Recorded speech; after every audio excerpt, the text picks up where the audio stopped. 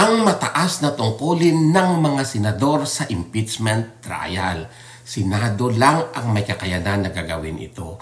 Ayon kasi sa ating saligang batas, ang Senado ay ang natatanging institusyon na may kapangyarihan na maglitis at humatol, to try and decide sa Ingles, sa anumang impeachment trial laban kanino man, kung sino ang isinisakdal.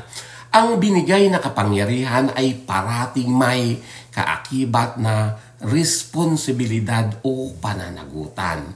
Ito ang mga matataas or ang mataas na responsibilidad o tungkulin ng mga senador sa impeachment trial. I-discuss ko ito sa inyo, guys.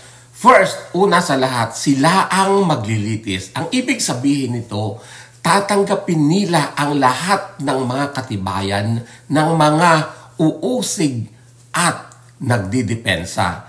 Pakikinggan nila ang mga saksi, susuriin nila ang mga documents, mga dokumento, titingnan nila ang mga koneksyon or walang koneksyon sa ebidensya. Ibig sabihin yan, dideterminahin nila kung kapani-paniwala ba ang nabuong kwento. Sa mga tuwid, aalamin nila kung nangyari nga ba ang mga paratang laban sa isinasakdal at kung ginawa nga niya ba talaga ang mga iyon, di ba? Second, pagkatapos nilang madetermina ang mga paratang, ay dapat dideterminahin nila kung nangyari nga ito. Dideterminahin nila kung ito ay humantong sa tinatawag na impeachable offense.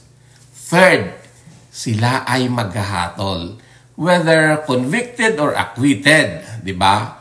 Kung ang mga senador ay magdidesisyon ayon lamang sa kanilang alyansa or biases at hindi batay sa mga inihain na mga katibayan, ibig sabihin hindi nila ginagampanan ang responsibilidad nila sa konstitusyon.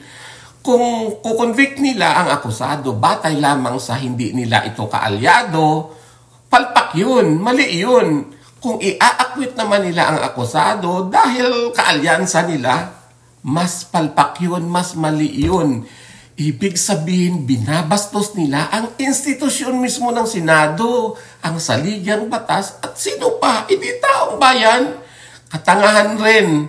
Kung katangahan lamang, kung ang ibig sabihin, malaki ang utang na loob mo sa sinasakdal or kalaban mo siya. Bilang senador at tumatayong judge, dapat nilang lagpasan ang pagiging magkaibigan nila o ang pagiging magkalaban nila sa kanilang magiging desisyon. Kung ayon sa ebidensya, dapat ma-acquit. Kung ayon sa ebidensya, kung ma-convict, dapat convict, di ba? Guys, the decision must be evidence-based. Tandaan nyo yan.